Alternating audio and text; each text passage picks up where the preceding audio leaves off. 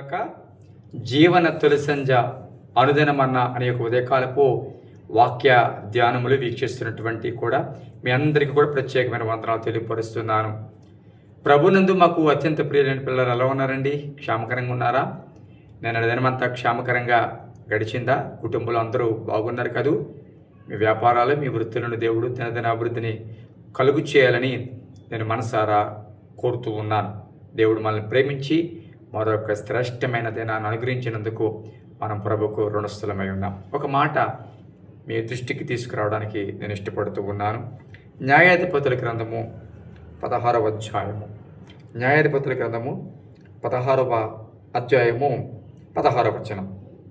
ఆమె అనుదినమును మాటల చేత అతన్ని బాధించి తొందర పెట్టుచున్నందున అతడు ప్రాణము విసికి చావగోరెను. ప్రియమిట్లారా, ఇది సంసోను జీవితంలో ఒక విచారకరమైన సంఘటన, ఒక విచారకరమైన పరిస్థితి. అద్భుతమైన వ్యక్తి, బలవంతుడు, నాజీరు చేయబడినవాడు, దేవుని ఆత్మచేత నింపబడి అభిషేకము కలిగి ఎన్నో బలమైన కార్యాలు చేసిన ఈ వ్యక్తి ఇప్పుడు చదువుకున్న వాక్య భాగంలో విసికి చావగోరెను. ఎటువంటి వ్యక్తి ఏ స్థితికి వచ్చాడో చూసారా? దేవుని ఉద్దేశాలను ప్రక్కన పెట్టి, దేవుని యొక్క ప్రణాళికను ప్రక్కన పెట్టి, అసలు పిలువబడిన పిలుపును, ఏర్పాటును, ప్రణాళికలను అవన్నీ ప్రక్కన పెట్టి విసికి చావగోరెను అనే మాట మనం ఇక్కడ చూస్తూ ఉన్నాం. కారణం ఏంటంటారు? తాను ఆశించిన దాని వైపు వెళ్ళడం, తాను చూచిన కన్ను ఏదైతే చూచిందో దాన్ని కోరుకోవడం. ప్రియబిడ్డలారా, అది తన ఆత్మీయ జీవితానికి, లేకపోతే తన అభిషేకానికి, లేకపోతే దేవుడికి ఆయనకి ఉన్న సహవాసానికి అది బేటలు వేస్తుందేమో, అది నష్టం కలుగు చేస్తుందేమో అన్న ఆలోచన, లేకపోతే ఆ తలంపు, ఆ మేలుకొలుపు సమస్యలు లేకపోవడం. అవును, పడుకున్నప్పుడు మెలుకొలుపు లేదు. ఎప్పటి వరకు? అంతా గొరిగేసే వరకు. ప్రియబిడ్డలారా, బాగా గమనించండి. పిలుపును, ఒక అద్భుతమైన పిలుపులో ఉన్న వ్యక్తులు, ఒక అద్భుతమైన ప్రణాళికలో ఉన్న వ్యక్తులు, అద్భుతకరంగా ప్రార్థించిన వ్యక్తులు, అద్భుతకరంగా ప్రభు నిమిత్తం వాడబడిన వ్యక్తులు, అద్భుతకరంగా అభిషేకం కలిగిన వ్యక్తులు ఈరోజు ఏ స్థితికి వచ్చేస్తున్నారు తెలుసా? బలాఢ్యులు పడిపోతున్నారు. జాగ్రత్త. ఈ మాటలు వింటున్న ప్రియబిడ్డలారా, దేవుని సన్నిధిలో పాపానికి మొదటి స్థానం ఇచ్చినప్పుడు ఏ సమస్య ఉండకపోవచ్చు.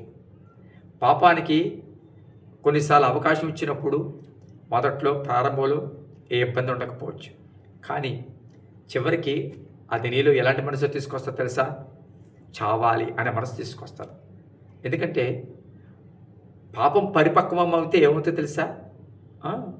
మరణమే కంటారు. కాబట్టి ప్రియదేవుని పెట్టారు. గమనించాడు దేవుని సంతలో ఈ సంవత్సరాల జీవిత పరిస్థితి మనం చూసినట్లయితే చావగోరుతున్న పరిస్థితి కనపడుతుంది. చాలామంది మీలో ఒకవేళ పాపం చేత పట్టబడి, ఈ బలహీనతలకి అధిగమించలేను, ఈ పాపాన్ని నేను విడిచిపెట్టలేను, ఈ పాపం చేసి నేను ప్రభు ముందు మరలా మోకరించలేను, మళ్ళా నేను పిలుపులో నిలవలేను, నడవలేను అనుకుంటూ ఒకవేళ ముగింపే ప్రాముఖ్యము, దీనికి ముగింపే పరిష్కారము అని అనుకుంటున్నావా? పొరపాటు. ముగింపు పరిష్కారం కాదు.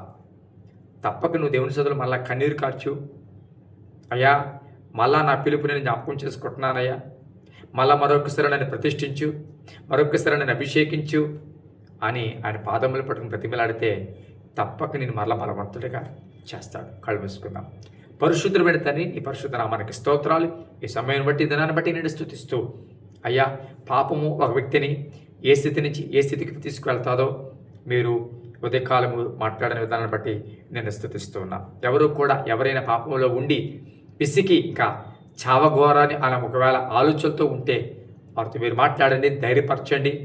మళ్ళా నాయన నీ సన్నిధిలో వారు ప్రతిదీ ఒప్పుకుని విడిచిపెట్టి మళ్ళా అయ్యా నాయన స్తోత్రాలు రగిలించబడి మళ్ళీ ఉజ్జింపబడి ముందు కొనసాగలిగిన కృప దయచేయమని ఈ దినమంతా కాపాడమని బలపరచమని అనారోగ్యంగా స్వస్థపరచని వివాహం కావలసిన వారిని జ్ఞాపకం చేసుకుని గర్భవాళ్ళతో ఉన్నవారిని జ్ఞాపకం చేసుకుని గర్భవాళ్ళ కొరకు ఎదురు చూస్తున్న వారిని జ్ఞాపకం చేసుకోమని అందరినీ చేతిలో పెడుతూ ఈరోజు నాయన 10th క్లాస్ ఎగ్జామ్స్ రిజల్ట్ రాబోతూ ఉంది. ప్రతి ఒక్కరికి ఆయన చక్కటి రిజల్ట్ రావడానికి ఆ రిజల్ట్ని బట్టి కుటుంబంలో అందరికీ సంతోషము నీ నామానికి మహిమ కలగడానికి సాయం చేయమని ఎవరు ఏ విధమైన ఆ రిజల్ట్ చూసి ఒకవేళ ఏదైనా తక్కువ రిజల్ట్ వచ్చినా ఒకవేళ ఏదైనా తప్పినా ఎటువంటి నాయనా స్తోత్రాలు అనవసరమైన ఆలోచనలు అయ్యా పిచ్చి పిచ్చి ఆలోచనలు చేయకుండా వారిని బలపరచండి, ధైర్యపరచండి. యేసు నామమున అడుగుచున్నాను తండ్రి, ఆమేన్. Thank you. God bless you.